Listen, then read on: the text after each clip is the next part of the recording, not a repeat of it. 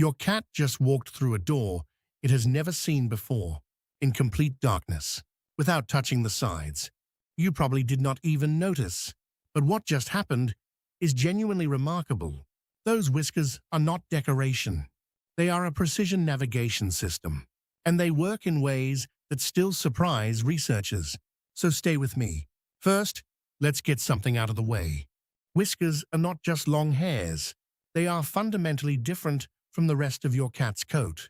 Each whisker is rooted 3 times deeper than a regular hair, and at the base, there is a dense cluster of nerve endings, so sensitive that they can detect changes in air pressure.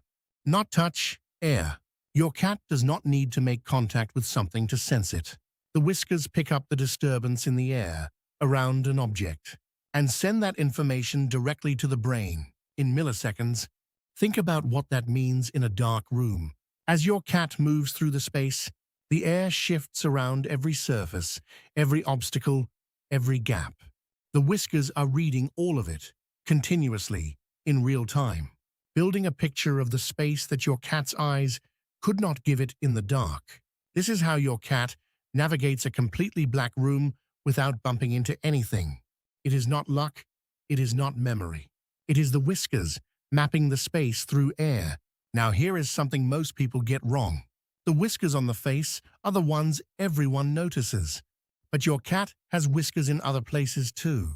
Above the eyes, on the chin, on the back of the front legs. The ones on the legs are particularly useful during hunting. When a cat catches prey and holds it, those leg whiskers give precise information about the size, position, and movement of what is in its grasp. So the cat knows exactly where to deliver the final bite, without seeing it, without looking down. The whiskers on the face work together with the eyes differently too. Cats are actually far-sighted up close. The area directly in front of their nose is a blind spot. But the whiskers sweep forward, filling in the information the eyes cannot provide at close range. When your cat is eating from a bowl, it is the whiskers detecting the food as much as the eyes. Now, here is the part that trips people up. Whiskers should never be cut. This sounds obvious, but it happens. Without its whiskers, a cat becomes disoriented. It misjudges gaps. It bumps into things. It loses the ability to read the space around it. In the dark, it becomes almost helpless. The whiskers are not cosmetic. They are part of how your cat understands the world.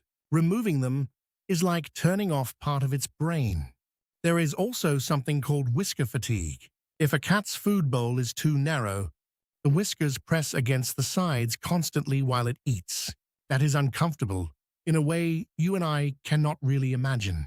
It is like someone pressing firmly on your fingertips for every meal. A lot of cats that seem picky about their food bowl are not being difficult. They are avoiding whisker discomfort. A wide, shallow dish makes a huge difference. And there is one more thing. The whiskers are also a mood indicator. Relaxed and happy, they sit out to the sides, soft and natural. Hunting or intensely focused, they sweep forward, tight and directed. Scared or in pain, they flatten back against the face.